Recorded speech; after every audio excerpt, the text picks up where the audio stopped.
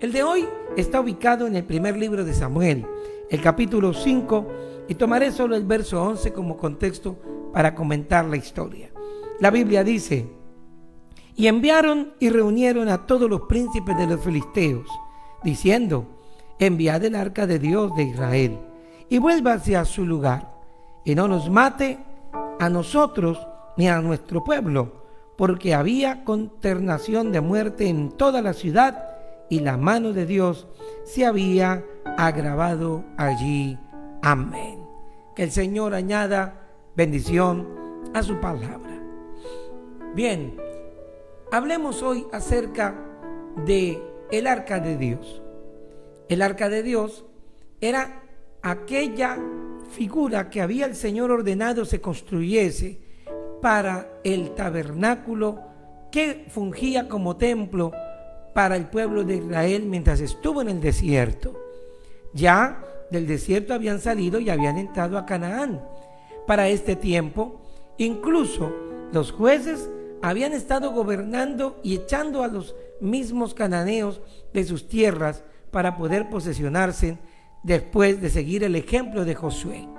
El profeta que entonces en el momento el Señor comenzaba a levantar era al pequeño Samuel. Y recordemos que quien dirigía entonces el pueblo de Israel como tal, como juez, era el sacerdote Elí. Pero Elí tenía dos hijos, que si ustedes recuerdan, a causa de su rebeldía, el Señor levanta a Samuel, sin ser hijo de sacerdote, para que sea el relevo de Elí. Ahora bien, todos estos tiempos que ellos pasaban, el pueblo de Israel, eran tiempos tensionantes. Propiamente los cananeos, fueran filisteos u otros más, no iban a dejarse en quitar la tierra fácilmente, y por eso eran bastante arduas las batallas por la conquista del territorio. En una de esas batallas, de las que fueron también como soldados los dos hijos de Elí, Ofni y Finés, esta batalla arreció contra ellos de parte de los filisteos. Desde el capítulo 4 en adelante de Primera de Samuel, la Biblia describe que viéndose Israel perdido en esa batalla, los ancianos de la ciudad decidieron hacer algo que jamás había pasado antes. En su desespero, llegaron a tomar una decisión. Y la decisión fue esta: traigamos el arca de Dios para que esté entre nosotros. Interesante, ¿verdad? Traigamos, perdón.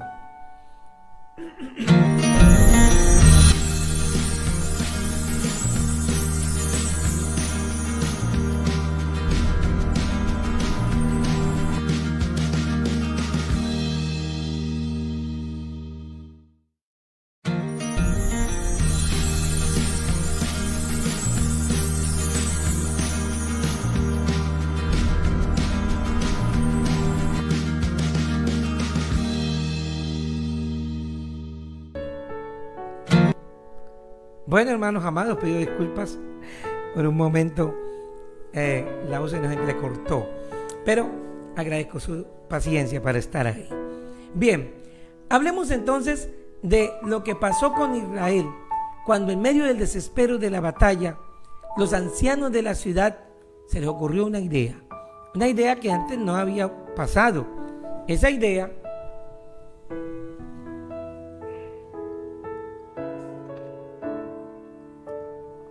fue una idea bastante terrible.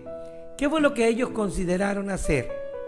Resulta que ellos decidieron traer el arca de Dios a la guerra. Terrible, la guerra que se estaba enfrentando en Silo. Y trajeron el arca de Dios como una especie de amuleto. Ellos dijeron: si tenemos el arca aquí, tendremos victoria.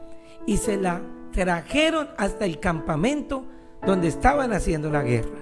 Claro, Israel sabía que el arca del pacto representaba la presencia de Dios con ellos. Y dice la escritura que hicieron una gran algarabía, hicieron una gran fiesta, porque había llegado el arca de Jehová. Claro, se sintieron fuertes. Dios está con nosotros. Ahora vamos a vencer. Esa fue la expresión de los mismos israelitas. ¿Qué pasó con los otros filisteos que estaban al otro lado del campo de batalla? Cuando oyeron el ruido dijeron: ciertamente estamos perdidos, porque entonces definitivamente Israel ahora sí nos va a ganar. Ellos escucharon que habían traído el arca de Dios e inclusive algunos de ellos hicieron memoria de un hecho.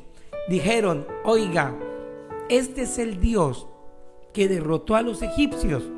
Este es el Dios que con su mano enfrentó al faraón.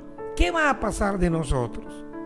La memoria de ellos estaba fresca de lo que Dios había hecho en contra de otros imperios.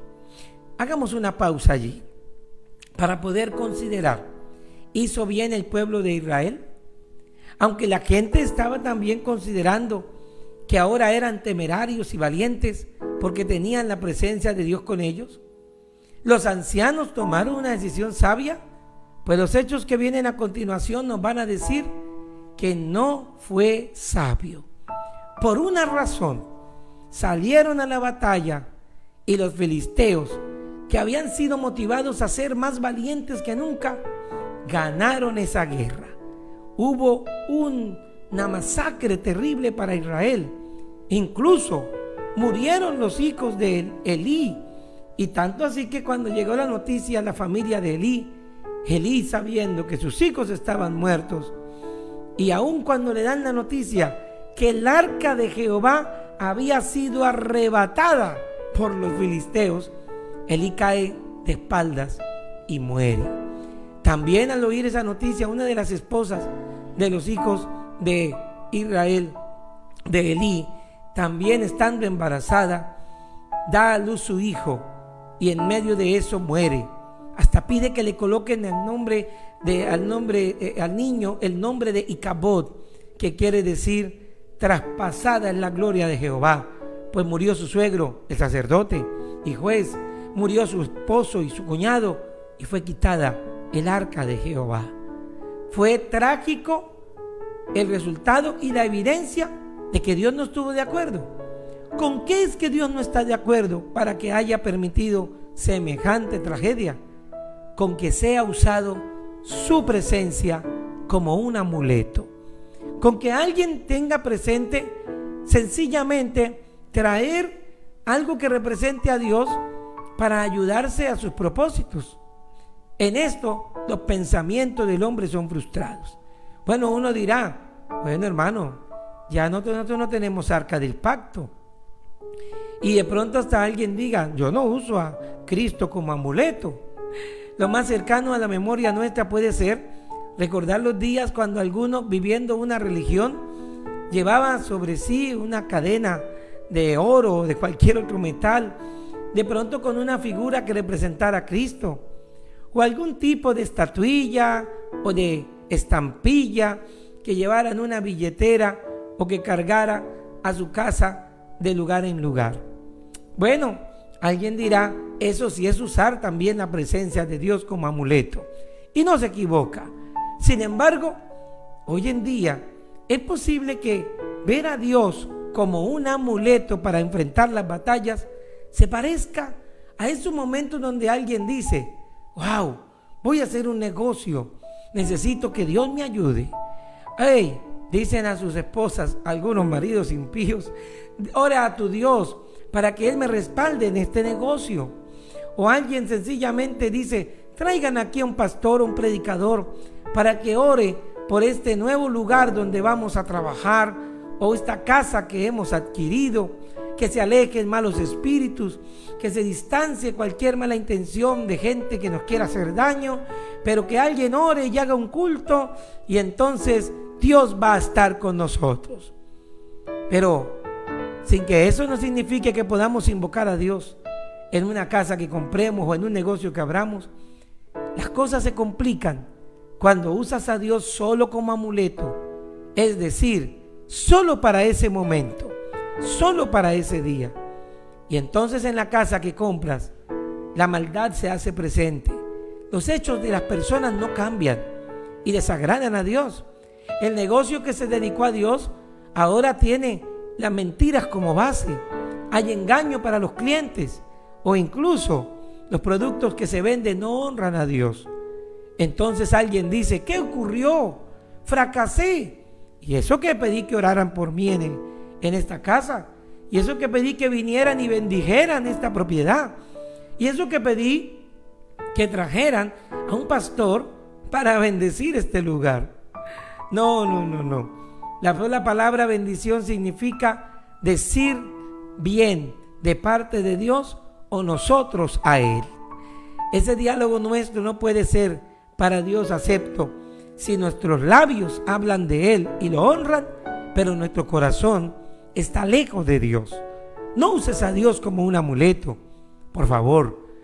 También conozco en los días de mi adolescencia, algunos jóvenes llegaban y decían: hey, tengo exámenes esta semana, así que voy a tener que hacer un ayuno para Dios. Bueno, no es que estuviera mal ayunar, pero cuando solamente Dios es usado como un salvavidas, entonces Dios dice: no soy para ti tu puerto seguro, sino solamente una ayuda temporal, y tiene el derecho Él de negarse a ayudarnos. La verdad es que Israel había tomado este hábito por mucho tiempo, el hábito de usar algún elemento del tabernáculo como amuleto. Se habla que incluso hasta la serpiente de bronce que Moisés les levantó en el desierto, terminaron adorándola, no entendiendo que solo fueron medios, canales para Dios a ellos manifestarse a causa de su incredulidad de una manera visible. Bueno, hay que decirlo, definitivamente Israel, por no escuchar la palabra de Dios que escaseaba, en el libro de los Jueces se describe así: ellos asumían que Dios iba a estar con ellos. Pues declarado entonces que Dios no estaría a su lado por estar lejos su corazón y querer usarlo de esta manera, el pueblo entró en una gran prueba. Su arca fue robada. Los sacerdotes detuvieron su culto y su oficio, y entonces Israel entró en un luto por los que habían muerto en la batalla. ¿Qué pasó con los filisteos? Bueno, seguimos la historia con el capítulo 5 del mismo primer libro de Samuel. La Biblia dice entonces que los filisteos tomaron el arca, hicieron una gran fiesta porque tomaron ese botín, y tomaron el arca y la llevaron a su dios Dagón. ¿Quién era Dagón? Una gran estatua, era el dios de los mares, así conocido, y una gran estatua que llegaba hasta el techo, y colocaron delante de Dagón la pequeña caja que, comparado con su tamaño físico, era el arca de Dios, y la colocaron allí frente a la estatua como una ofrenda. La Biblia dice que por 2 ocasiones los sacerdotes, a la mañana siguiente, cuando fueron a ver al templo de Dagón, encontraron que la estatua de Dagón estaba postrada delante del arca de Dios. O sea, se había caído y su cabeza y todo su cuerpo estaba caído frente al arca, humillada. Desde luego, ella no se movía por sí misma, pero Dios hizo que cayese frente al arca como una señal de que Jehová, si bien no se manifestó a favor de los israelitas, aquí sí demostraría su gloria contra estos enemigos. Bueno, ellos consideraron, los sacerdotes filisteos, pudo haber sido un accidente, levantemos a Dagón. Pero el Señor confirmó. Al día siguiente volvieron, y ¿saben qué? Dice la Biblia: y la cabeza de Dagón y los brazos de Dagón se habían quebrado. Cayeron en todo el umbral, incluso de la puerta. Es decir, ya ni podían entrar a mirar la presencia del arca.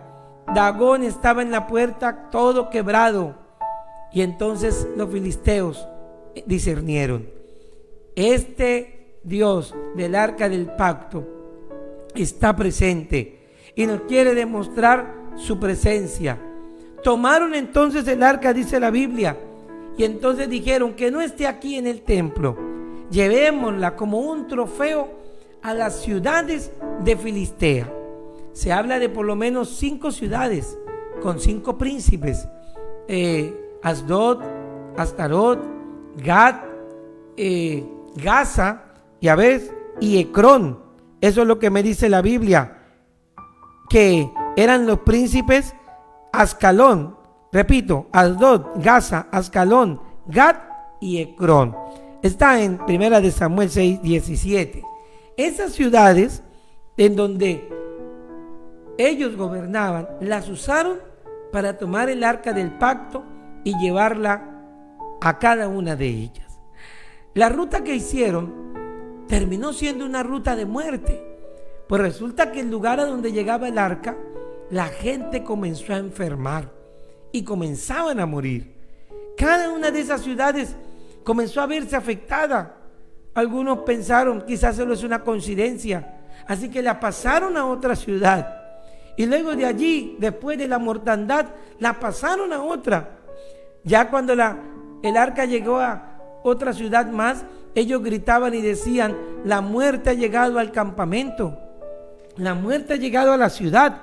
Y estos filisteos decían: han pasado a nosotros el arca de Dios de Israel para matarnos a nosotros y a nuestro pueblo. Detengamos esta mortandad. Óigame, qué cosa con Dios, ¿verdad? Hermoso Él. Esta guerra de Dios la libró inclusive sin Israel, porque no lo necesitaba. Su sola presencia mostraba que tenía señorío aún en personas que en contra del pueblo de Dios también ahora pensaban que tenían dominio sobre el Dios del pueblo. Y el Señor les había demostrado que no hay idolatría más poderosa que la presencia de Dios. Eso lo supieron con Dagón y su estatua a los pies del arca. Y que también Dios no solamente protege y tiene poder sobre cualquier efecto de algún daño que alguien quiera hacerle a su pueblo, sino que también Dios puede producir males, porque al fin y al cabo Él es el creador y dueño de nuestro cuerpo. Y esa plaga que enfermó a todos los de esas ciudades donde el arca iba, vino de parte de Dios. Es bueno que usted sepa también, como han testificado cientos de hermanos nuestros, que muchos han sido víctimas de hechicería, de brujería, siendo personas no creyentes, han entonces buscado la presencia de Dios, han llegado a nuestros templos diciendo: queremos ser libres de este hechizo que alguien me hizo, el poder de un ídolo que se invocó, el poder de algún espíritu que se llamó. Y bien han hecho, porque al acercarse a la iglesia, Dios les ha libertado, Dios les ha librado, Dios los ha liberado. Es una guerra donde la presencia de un espíritu a través de una imagen o cualquiera que sea no tiene poder delante de Dios. Sería muy bueno que usted considerara que Satanás solo puede obrar en el terreno de la fe cuando yo creo en el poder de Él. Por eso, qué bueno poder recordar y tener presente que los bautizados en el nombre del Señor, y no como amuletos, sino que viven una vida conforme a ese nombre, perdonados y en santidad, no podrán ser jamás afectados por hechizo o brujería alguna, por grande que parezca el Dagón de este tiempo. También a veces es necesario recordar que la presencia de Dios sí puede producir enfermedad. Recuerde que hasta la Biblia dice de la boca de Dios: yo soy el que hiero y nadie sana, pero también el que sana y nadie hiere. Este es el Dios con el que tú te estás relacionando, poderoso, grande en batalla. Peleó contra los filisteos como una bomba de tiempo. Como yo diría que de ahí tomaron inspiración aquellos que pelearon en el caballo, con el llamado caballo de Troya, metiendo dentro de la ciudad un ejército que causara muerte. Pues Dios no necesitó eso. No, Él metió su arca y su presencia produjo el daño suficiente para detener a los que estaban contra el pueblo. ¿Cómo termina la historia? Bueno, sé que usted también quiere saber el final. Esto pasó. Los sacerdotes de los filisteos y de sus ídolos dijeron: definitivamente Dios está en nuestra ciudad, el Dios de los israelitas. Saquemos a Dios de aquí, tomemos el arca y devolvámosela a los israelitas, y ya no habrá más mortandad entre nosotros. ¿Y cómo lo vamos a hacer? Entonces alguien consideró algunas ideas.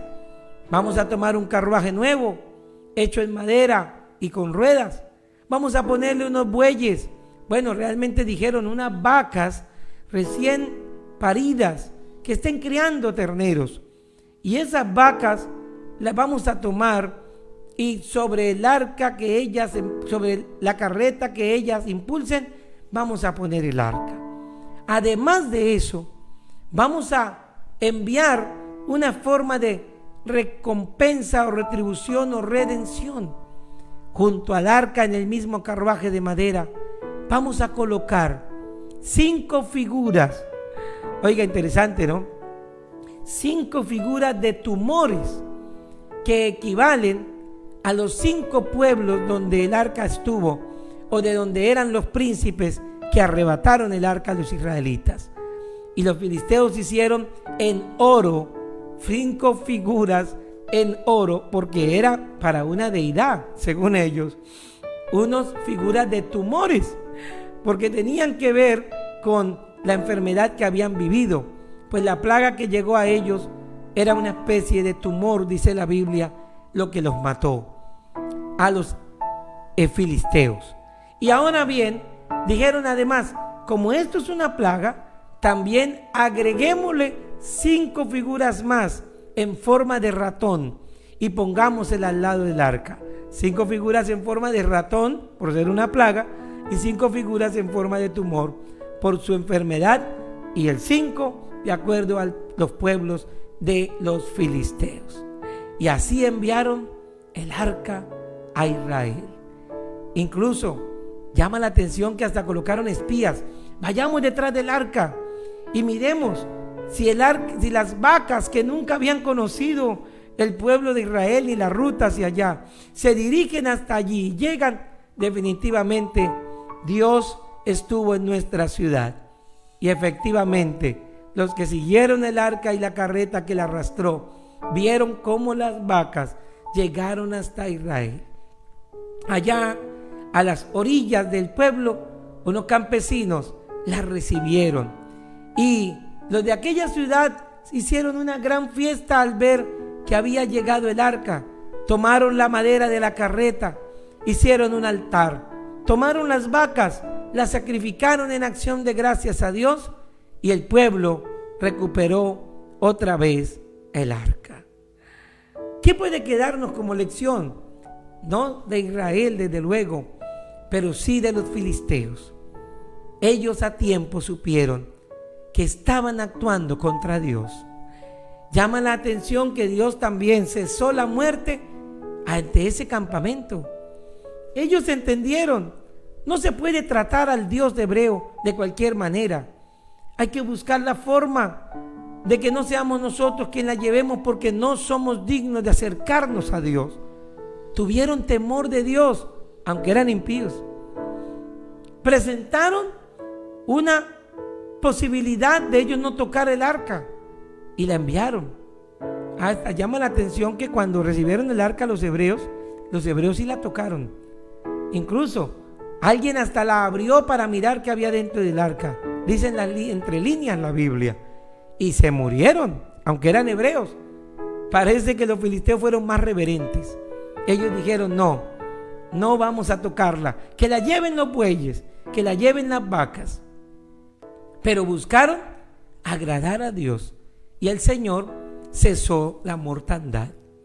Yo quiero invitarte a que, amigo mío y a un hermano mío, si sabes que has usado algo de Dios profanamente, si sabes que has tomado en vano el nombre del Señor, si has usado lo de Dios para tus propios fines personales y no lo has reconocido, Si quizás sabes que estás viviendo una situación de reprensión o disciplina de parte de Dios, porque recordemos que Él disciplina a los que ama. Vuélvete al Señor. Inclina tu rostro y dile: Señor, reconozco que hice mal. Y aún como dijo Jonás desde el vientre del pez, paga tus votos a Dios. Cumple las promesas que le has hecho a Dios. Los mismos filisteos quisieron retribuir el daño que habían hecho. El mismo Zaqueo llegó y dijo: estoy feliz porque vino el que dijo que encontró lo que se había perdido. Pero no solo eso, le voy a devolver a los pobres lo que les robé. Y lo hizo con intereses. ¿Y usted quisiera corregir las cosas que ha hecho mal? No solo pida perdón, retribuya, devuelva lo que quitó. Si se trata de honra, devuelva honra. Si se trata de bienes materiales, devuélvalos. Es tiempo de que le digamos a otros, como bien dice un término hoy en nuestros gobiernos, de restituir. Y seguramente Dios estará contigo. Cesará la mortandad, cesará la ruina por la que muchos oran y dicen: hermano, venga y ore por mí, ore por mi negocio, como hemos dicho hace unos momentos. Hermano, ore por este problema, pero las cosas que han estado haciéndose no se corrigen. Necesitamos llamar la gracia de Dios y atrevernos a agradarlo. Si locamente hicimos en algún momento dado, tratando a Dios como menos de lo que Él era. Recuerden que corazón contrito y humillado el Señor no desprecia. Ahora recuerde que tenemos la posibilidad de acercarnos a Dios cuando tenemos comunión con Él, porque si andamos en luz, tenemos comunión con Él, dice el Señor, y la sangre de Jesucristo nos limpia de todo pecado. Aprendamos que la presencia de Dios no es un sortilegio, un amuleto, tampoco es la causa de muerte, son nuestros actos. Y cuando se corrigen, entonces Dios garantiza su presencia con nosotros. Él dijo: enseñándoles que guarden todas estas cosas. Y si yo guardo todas las cosas que la palabra de Dios dice, ¿qué pasa? Yo estoy con vosotros hasta el fin.